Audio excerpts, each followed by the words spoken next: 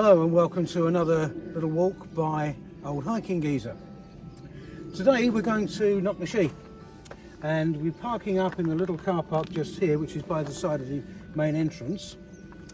We're going to take the path up here, which is not long but it's quite steep and they reckon it's quite strenuous, and then we're going to go up onto the plateau.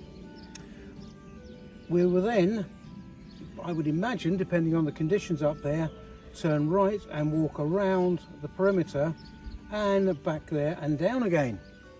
So hopefully that will be our route for today. The footpath itself starts off quite easy. You've got a few steps and then you come up to a kissing gate. There is one very, very important thing they warn you about. Well, actually two. First one is that dogs are not allowed. That's because there's generally too many sheep around here. And the second, you've got to be aware of those evil fairies. All the way up you see a lovely view of Knocknashee and also a lovely view of the farmland. As you can see, I'm not on my own today. I've got Mrs. Old Hiking Geezer Gabby with me. Say hello, Gabby. Hello. There we go, she does talk. I let her sometimes anyway. Oh, wow, you're so generous. I know, and good looking as well. Not the first time we've been up here. Gabby's first real hike was up here, and in all fairness she did struggle a little bit, but she's had a bit more practice since then, so hopefully she'll be perfectly all right this time. So onwards and upwards. The parking at the end of the trail is for approximately 4 to 5 cars. If you need more information on how to get there, then I suggest you go to the Sligo Walks website.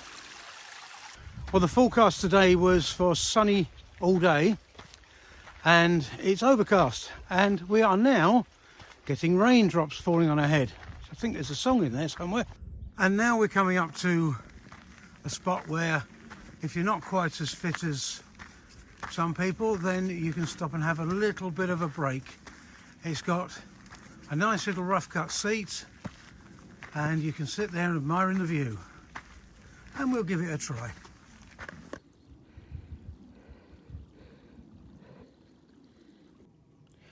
Next to the chair is a plaque dedicated to the memory of one Dermot Joseph Scully, who sadly passed away on the 11th of May 2008.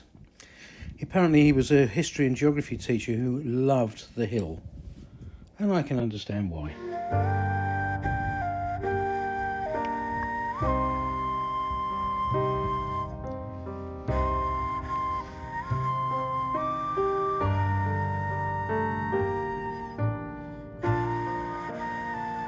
For a very short while, once you leave the little resting area, the path runs flat and at right angles, so you're not actually climbing. In fact, it feels like you're going slightly downhill. The path does in fact go slightly downhill, and as we reach the end to turn right to go up the steepest part, you can see where there's little streams run across and slightly washed away the path, so in raining conditions, please be careful.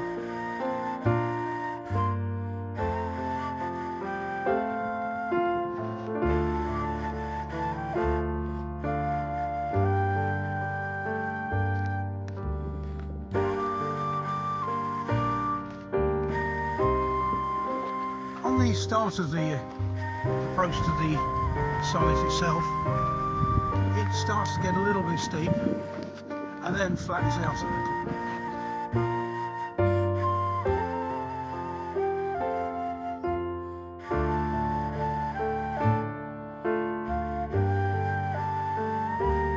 Okay, a few interesting facts about Knocknashee. Knocknashee actually means Hill of the Fairies, and it's one of Ireland's largest Bronze Age hill forts. It's Table Mountain shape, very much like Ben Baldwin, which is obviously better known, and it's 270 metres high. Doesn't sound much, but you try walking upwards 270 metres. The top covers 53 acres, that's 21.5 hectares.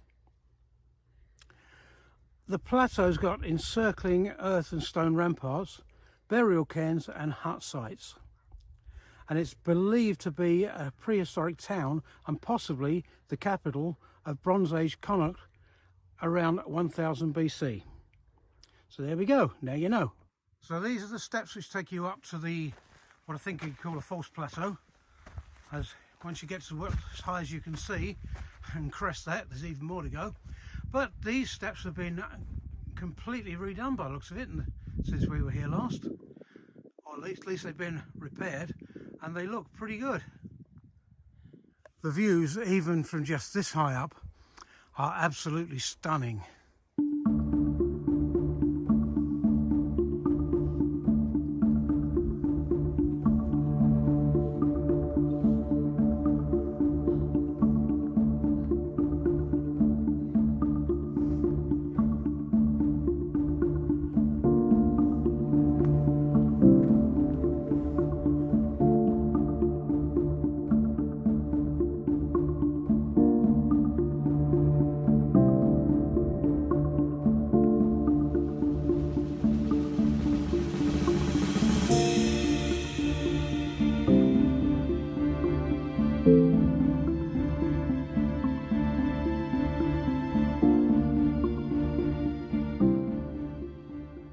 So this is another lovely little area to stop. It's got some wooden carvings, a little seat, and it almost looks like a gravestone, but it's not. And it says, "May you continue to inspire us." Well, I hope I can. So this is the way we've got to go, straight up there. So it doesn't look as steep as it actually is when you look at the video. As we're heading up to the top, it's getting slightly windier, but it's not too bad here. If I flew the drone here, which I brought with me, and it went out of control, all we've got is private farmers' fields to the left and the right, and I may not be able to get it back. So let's wait till we get up on the top and we'll see what it's like. If I get the chance to do any drone footage, I will, but I'm not going to risk my drone. Nearly at the top, and we run into some of the locals.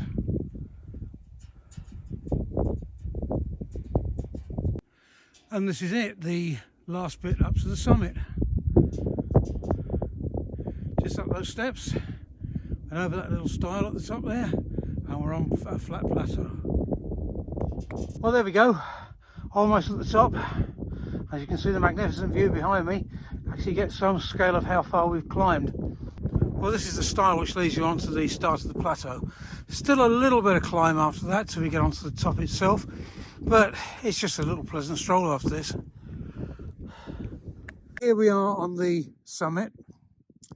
In a moment we're going to try to find the cairns. Well, I already know where they are, but we just got to go over to them. And then we'll have a wander around, get some shots, so you can see just how beautiful it is from the other side of this plateau. And then we'll head back down again. Don't think we're going to be doing any drone flying, there's far too much wind, unless the sun comes out and the wind stops.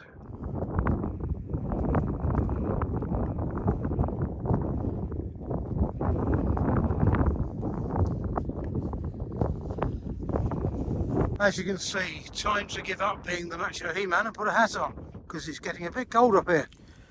As soon as we got our first sight of the cairn, which you can see coming into shot now, all thoughts of turning right and going anti-clockwise around the plateau went out of our heads. Our only goal was to head towards the cairn.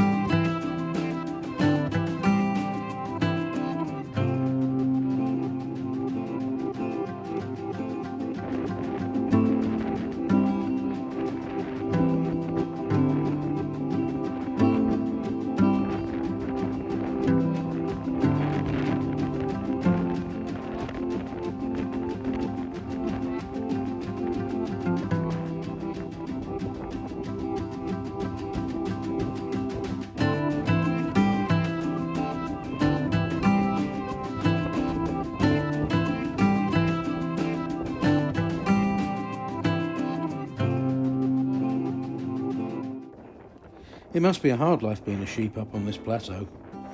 I wonder what fate befell this one.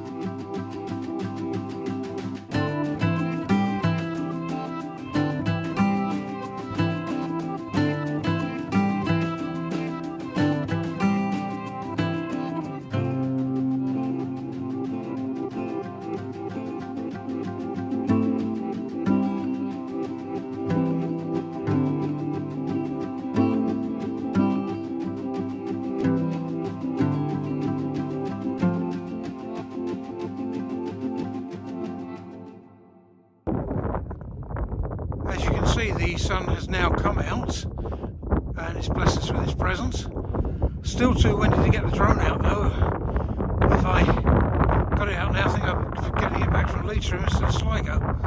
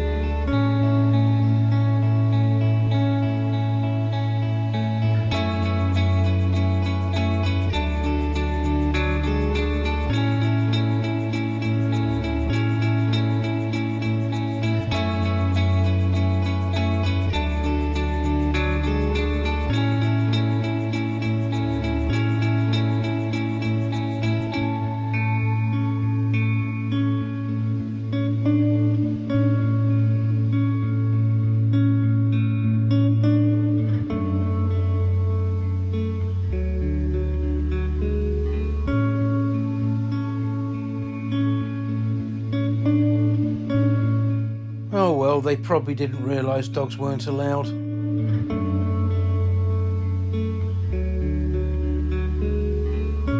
Well, this is it, we're back at the stile and ready to start the descent. So, about another 20 minutes we should be back at the car.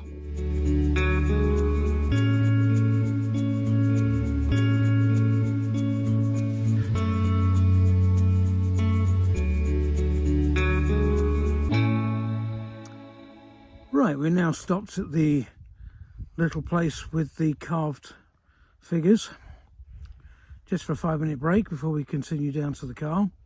Thought you might like some information about what we're using and what we're wearing. All filming today has been done on an iPhone. There's an iPhone 13 Pro Max and an iPhone 11.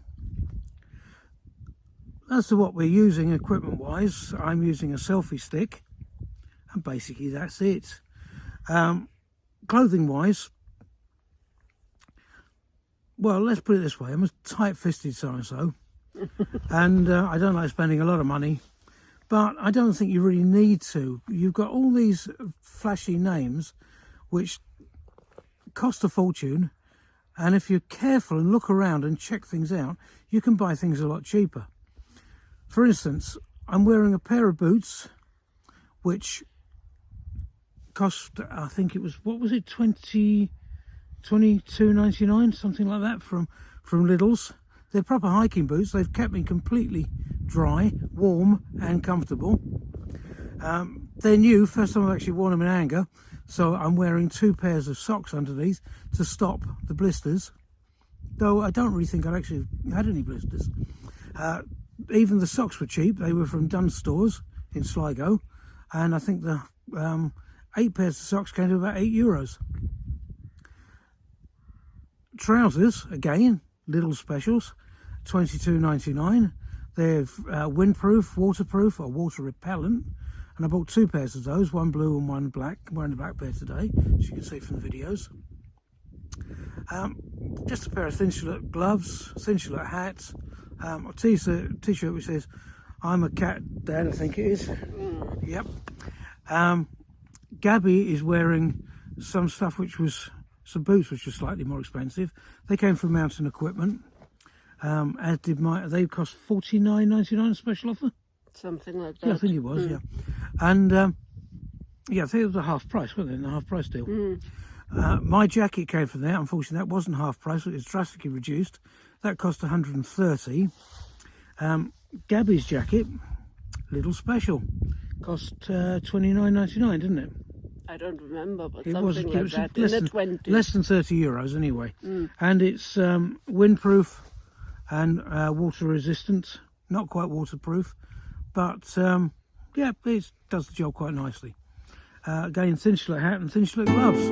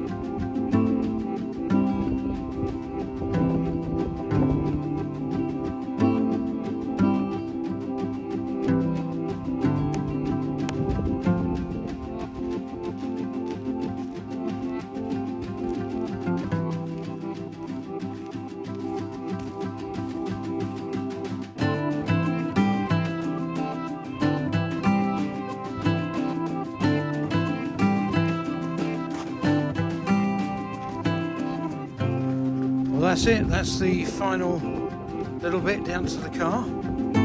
Almost there.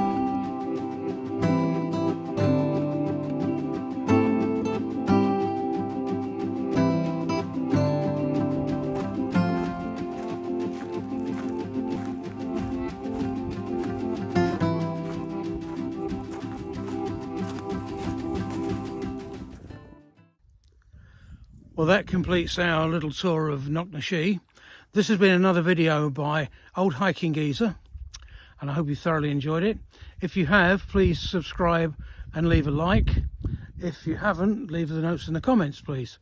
And we hope to see you soon. So it's goodbye from me, Old Hiking Geezer, and goodbye from Gabby and Mrs. Old Hiking Geezer. Bye.